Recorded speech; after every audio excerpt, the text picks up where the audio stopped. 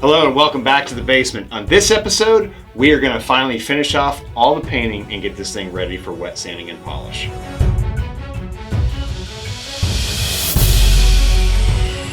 Alright, before we go any further from this date, let's go ahead and catch you up to where we are right now. I want to wet sand just ever so slightly this body. There's still a few imperfections that I'd like to try and sort out before I start spraying clear on the body. I also want to test with just a couple of coats of clear on the headstock to see if this darkens up to the color that I was expecting originally. I think it will. Clear always adds a lot of depth that just the color coat by itself won't have.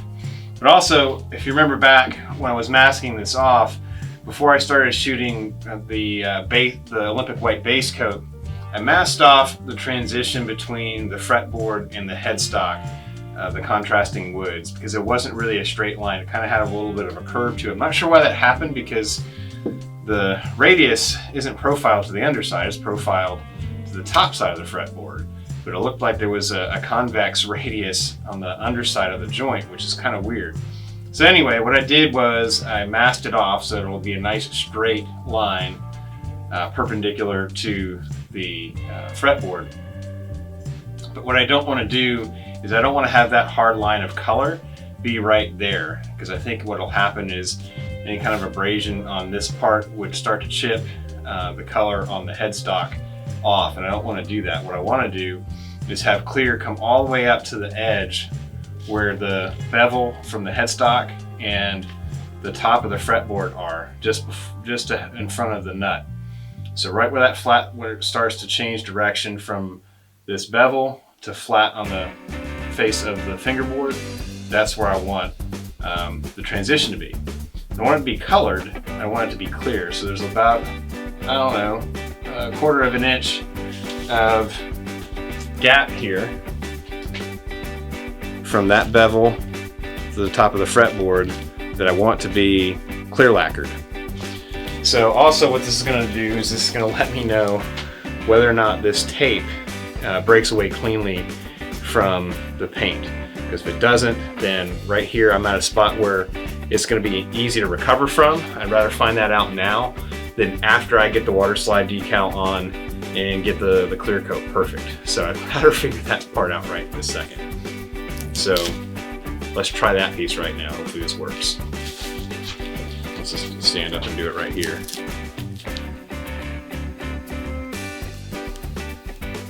I don't want to have a score mark from a razor blade if I can avoid it. So far the line's pretty clean.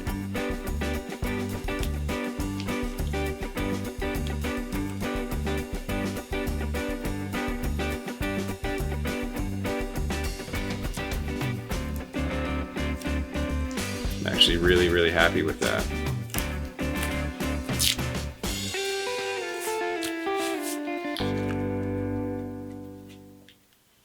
So I've already got sanding sealer on this little spot right here. So what I'm going to do is when I spray the clear, it'll go over that as well. I've got to wipe everything down with a little naphtha before I start spraying clear.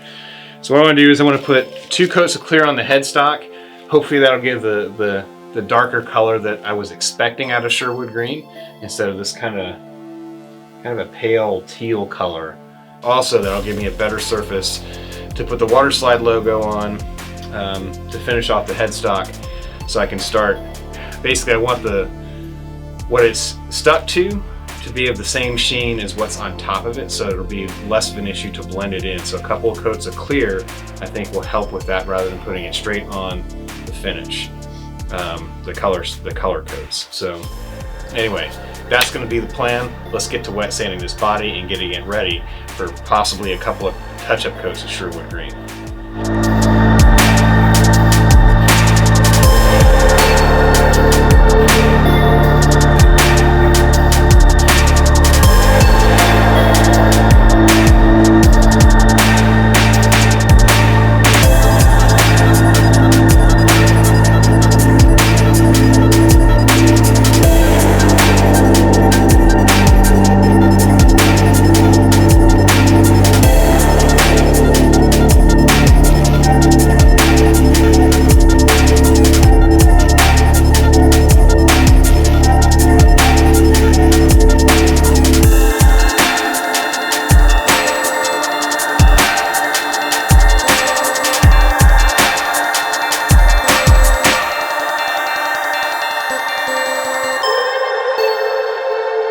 All right, welcome back. It's the next evening. I've put an extra coat of clear on this headstock off camera just to make sure that it was consistently coated. And one of the things I didn't do before I started the clear coat step was reread the instructions as provided by Madison's Music and Gracie's Vintage Finishes, particularly when it comes to putting clear over a metallic flake paint. They recommend doing just 2 really light mist coats to just barely coat the metallic flake paint before you start laying it on heavy. And the reason being is the way nitro works is each layer will melt into the one sprayed before it. And that's what happens. And when you melt the layer of the color coat of this supposed Sherwood green metallic, then basically the metal flake is heavier than the lacquer, and it'll have a tendency to sink in and not be as apparent in the finish. And that's what I have here. Camera's not gonna pick it up, but it's noticeable to my eye between this stick, which doesn't have any clear, and this. So also, you'll notice on the table, so I've got the base body that's sanded at 400 grit. I've got the stick, which just has the raw paint on it with no clear, and then I've got the headstock with clear coat on it. So let me get a quick tight shot of that. You can kind of see the difference in the color. All right, so here you can see the 3 pieces side by side. So you've got this, which has about 3 coats of clear. You've got this, which is just the raw color coat, and this is sanded to 400 grit with no clear on it. So obviously this is going to be the lighter color. This is kind of in between, and then this is definitely a lot deeper and richer because of the clear coat, which gives me a little bit of hope that it's going to darken up even a little bit further, especially when you get all the layers on there and you buff it out and it looks really, really beautiful. I think it's gonna be fine, but honestly, this looks really good without any polishing. I mean, there's a little bit of orange peel, so if you're after like a glass smooth finish, it's not gonna happen. Now I've got a couple of mistakes here because I have 2 older cans of clear that I've saved to redo my jazz bass, but I just never did it. So those cans are about 2 years old, and that's what I started with. And I should have sprayed more out of the can before I went to the headstock, but I didn't. And I got some splotches on here. So I'm gonna have to wet sand this, which is fine because I kind of messed up the metallic flake anyway, so I was gonna have to sand this back down anyway. So I'm gonna do a little bit of wet sanding. I'm not gonna do much of that on camera. I also noticed I didn't get the texture consistent across all these edges of the body because I was worried about burning through to the white underneath. So I need to get all the edges consistent and then kind of go from there.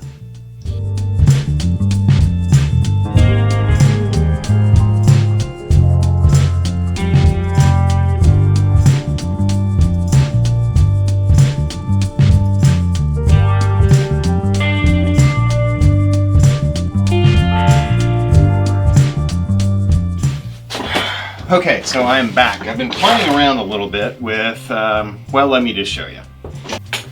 So I kind of couldn't help myself. I had to do a quick little mock-up of this guitar. And this is just the motivation I needed. Wasn't sure of the color, but mocked up, it's kind of starting to grow on me. So those are just the P-bass pickup covers sitting in there with the jazz bass pickup and the bridge I want to use but may not. This was really helpful to mock this up because it's given me the motivation that I needed, and especially after having stared at it mocked up like this all day. I left it out in a prime spot in my house while I'm working from home, so every time I go in or out of my office, which is my music room, I see this. And I've been looking at it all day, and I'm starting to come to terms with it. It's not a bad color. It's just, like I said earlier, it's just not what I expected. So this is not the artist rendering that was in my head in terms of the color. Again, it's not a bad color at all by any stretch of the imagination. So I, reached out to Ben Lindsay, the owner of Madison's Music and Gracie's Vintage Finishes, where I've been getting this nitrocellulose lacquer from. Quick disclaimer, I'm not obligated to say anything nice, okay? There's no agreement. He is not giving me any product. This is not a sponsored build or a sponsored video series or nothing. He's just a genuine good dude, and I appreciate him taking the time to walk me through this. And he makes me feel like it's not something that's unique just because I'm doing a YouTube video. So he doesn't feel any obligation to do this just because I may or may not say something nice about him. So I believe he's in the right, I believe everything he's doing is because of the right motivation. He has a passion for this sort of thing, and that's why he does this on the side. It's not even his primary. He works a 9 to 5 like everybody else does, but he does this on the side because he loves it. So I'm proud to support his business with this build and all my future builds where I'm going to use paint. So anyway, I texted him and said, hey, this is not the color that I expected. It doesn't look like, the swatch that's on the website. And I get it. There's never going to be a monitor and camera that's calibrated that's going to look perfect. So if you look at a paint swatch online on your phone, or on a laptop or your tablet, it's going to look slightly different on every single screen. So the expectation is that that's going to be like exactly, I'm going to be able to hold my phone up next to it and have it be perfectly the same. I don't have that expectation, not by any stretch of the imagination. I do some graphics work for work, so I know those, I know that. But basically he said that he uses the original Fender paint codes when he gets this stuff mass produced. And this is the original Fender paint code for a 60s Sherwood green. So I said, well, what I've seen has been like a Sherwood green metallic on like an Adam Clayton signature jazz bass. That's kind of like the color that I had in my mind when I picked it out. And he reminded me, it's like, look, if you had a vintage instrument that was made in the 60s or 70s that was sprayed with this color paint, it's not going to look the same 30, 40, 50 years later as it did when it first rolled off the factory line. That clear nitro yellows over time, and then it just clicked. So if you put blue, if you've got a blue-green like this, and we all know blue and yellow make green, right? So this is a blue-green for sure. If you've got a nitrocellulose clear lacquer that turns yellowish or amber over time, it's going to make it look deep green. I'm like, that totally makes sense to me, that if I'm looking at a picture of a 40-year-old Sherwood green vintage instrument, that it's going to look a deeper green because of that clear coat has yellowed over time. And somebody else said this to me, this exact same thing, that I could use like a amber or a blonde clear coat over top of this, and that would darken up the green. I think it was a Facebook group that I'm a part of, or amateur luthiers or something like that, precision bass owners group. But those guys are awesome, by the way. Thank you so much for all your support and watching these videos and your encouragement. It means a lot, honestly. But it just made it clicked. Hearing the same thing from multiple sources made it click. So he said that he can send me his amber neck clear coat that he uses to kind of darken up a neck. It's light amber, and that would definitely darken it up. He said to basically get some business cards that are a high gloss business card, spray them down with the Sherwood green, and then just do different numbers of coats on each of those business cards of the amber neck lacquer, and see which one brings it as dark as you want it to be. And after looking at this for a day, I may end up doing that, but I think what I want to do is I want to finish it, because that feels like a step that I can always go back and do later. If I have to spray a couple of coats of amber lacquer over top of this to get a little darker sheen, that can be done after this thing is done, as far as I'm concerned. Obviously, it's probably a little less than ideal, but I think what I'm going to do is I plan on doing 2 full cans of lacquer, clear lacquer on top of this. So what I want to do is I want to get it done to at least 1 full can. So this is all sanded down to 400 to level sand and just do a little bit of touch-up sanding. So it's scuffed up at 400 grit right now. I'm going to hit it with Sherwood green metallic again. I think this is going to bring some depth to the metal flake, because the metal flake is going to sink into the paint depending upon which side you have facing or having gravity assist. So when I do these next coats, I'm going to make sure that I flip it upside down so that the top of the guitar is having gravity pull the flakes that toward the top, and the back it can sink to the bottom. I think I'm going to do that. I think this is going to take maybe 3 light coats. Again, I sanded off half of what I put on every time I go to wet sand. So this is not as thick as you think it is. I know I've put a ton of paint on this in the last episode, but it's not nearly as thick as you think it is, because I go back and wet sand it down to basically a very, very, very thin layer. So So I'm building up the depth and building up the metal flake, and I think it's going to look good. So I'm going to put the handle back on. We're going to go back up to the garage. We're going to hit this with as many coats of Sherwood green as it takes to get this evenly coated. I think it's going to take 3. It doesn't need to be heavy, thick coats, just enough to cover up where I sanded down to the Olympic white. And then we'll kind of go from there. I'll start hitting it with clear, remembering to do light misting coats of clear at first. After I do that, I'll probably put the water slide decal on the headstock so that I can begin building layers of clear coat on top of that can be sanded back so that it all can be the same level. And have that water slide decal disappear into the lacquer is what you want. So nothing left to do but to do it. I should be done spraying this weekend. Let's get after it. I'm starting to get excited looking at it like this. I want to start playing it like right now, but I can't. I've got to finish the instrument first, so let's do that.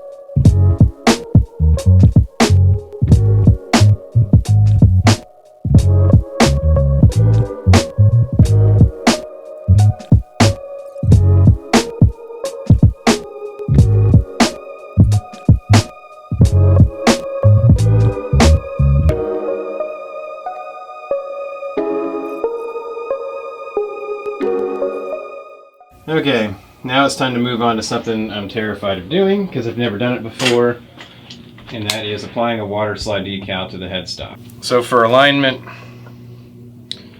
I'm just using Googled picture. I've got 2 different logos. This one is kind of pixelated and of poor quality, so I'm not going to use it. This one is just awesome. I've had this for about 5 years, waiting for this. I think the silver is going to look amazing. So I'm just worried about getting the placement right and then screwing up the water slide decal because I don't think you can get these anymore, this particular one. Don't use this video as a tutorial for this step because there's plenty of other better videos for that. But from what I've heard and seen, you kind of want an organic shape. Nothing with hard, straight lines. So that'll make it easier to hide with the lacquer.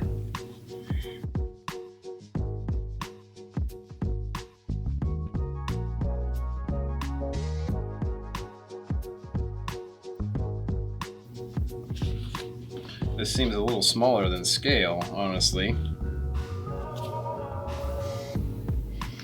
All right, so the next thing to do is to soak it in some water. Oh my gosh, it's already curling. Oh, I'm freaked out.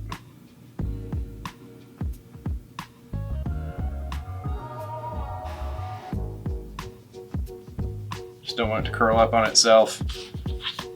And it's trying to do just that.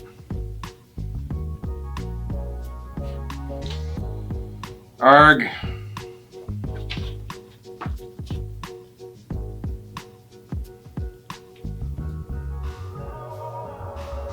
do not like my Plan B logo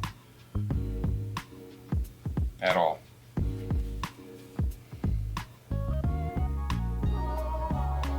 All right, it looks like it's opening back up.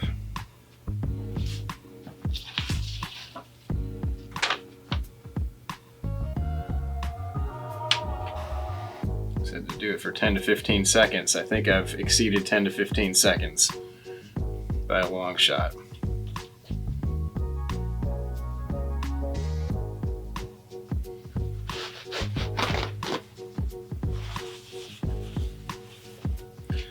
All right. See if I can get it to move. Yep, there it goes.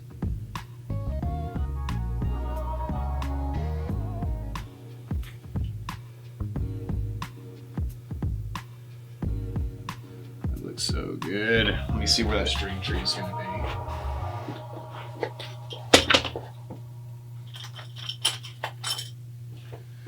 Just want to see it with the string tree.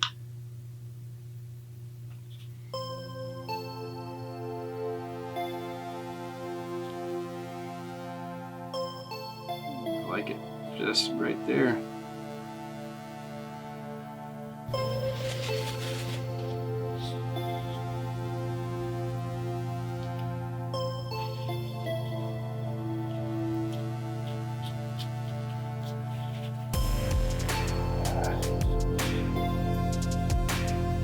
Could have stood to trim it a little thinner.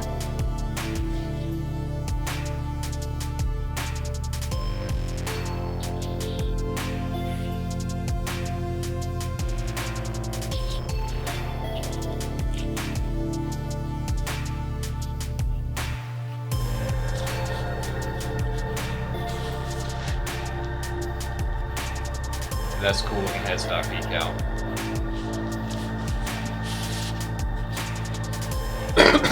First one. Cool.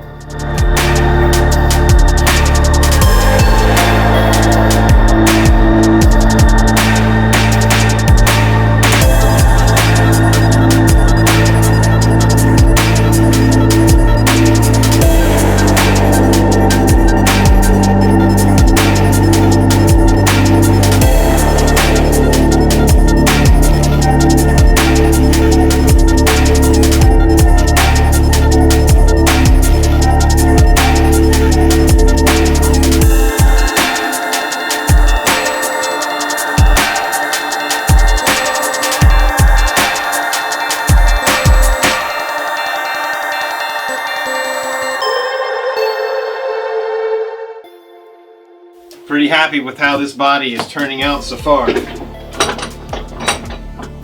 got the first can of lacquer on, and it is nice and shiny. Everything is smooth, even, and consistent. I can't really notice where the repair is. I can kind of see it if I'm really looking for it on the back. You're definitely not going to be able to pick it up on camera. But there is a little bit of a line where the flake is sunk in that you can only see it at certain angles, which is fine. On the front, most of that's going to be covered with a pick guard. I can't really see anything on the pickup plug. Okay, so it's time to peel the tape around the edge of the headstock. This is kind of a nerve-wracking point for me because there's been so much product sprayed over the course of this build that I haven't really sanded back on the edges where the tape meets. So I expect to have a little bit of cleanup work to do with the razor blade. The reason why I want to do that right now is because I still have to shoot some more clear lacquer over top of this. I got about 6 or 7 coats on this last night on the water slide decal, but there is still there's some texture in the silver. The silver kind of crinkled up a little bit when I hit it with that first dusting of nitro, and I probably hit it with too much. And I definitely didn't do a ton underneath it. So anyway, at the end of the day, it's not terrible, but if I start wet sanding this now, I run the risk of burning through that. So I was texting back and forth with Ben Lindsay of Madison's Music and Gracie's Vintage Finishes, and he said, dude, just shoot it with a few more coats of clear. You can get up to 10 coats on there before you start polishing it back. You're gonna have to probably respray it again after you wet sand it the first time just to get the topography right, to get it to completely disappear, but that's fine. But he also reminded me it's time to peel this tape off, and he's right. He's absolutely right. So I'm going to do just that. I'm going to peel the tape off the edges. I think I can do that. Hopefully I'm left with a clean edge. And so far, so good. I may have a little bit of cleanup work to do with a razor blade, and that's absolutely fine.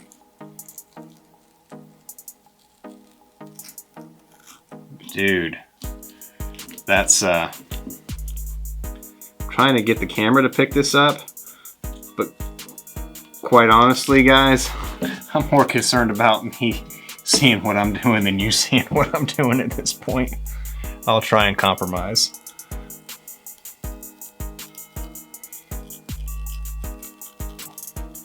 Dude, and this is dollar store masking tape. Super impressed.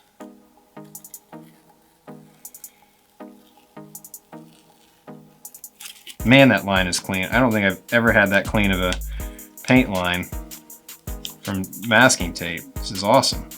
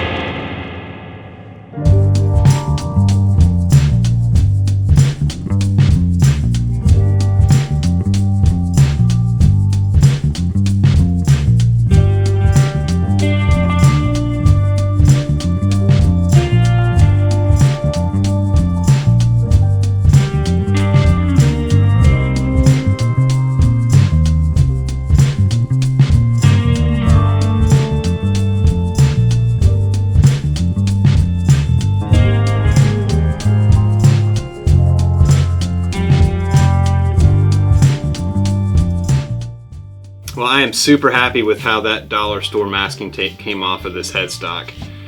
That is a really, really crisp paint line. I didn't think I was going to get that crisp of a paint line right out of the gates. Very minimal scraping with the razor blade. I thought I was going to have to go with the 1000 grit sandpaper, but I didn't need it. So it's time to finish off the clear coat. So I'm going to hit this probably with about 4 or 5 more coats of clear before I start sanding this to blend in the water slide decal. In the meantime, I'm going to be hitting the final coats of the base itself. So this thing is getting close. Might be finished next weekend, but I'm planning on going camping, so we'll just have to see if I can get it done before then without rushing it.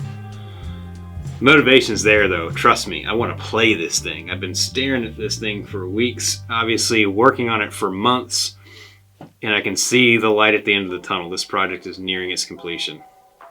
Let's get after it. Let's get this final round of clear on tonight. Okay, so it's time to put the final coats of clear on this sucker. Before I do that, I want to re-tap all of the holes in the top of the guitar and where the strap buttons are gonna go before I start spraying this clear. Wipe everything down with naphtha, unlike yesterday, and we'll be in good shape. Man, somehow I managed to scratch this.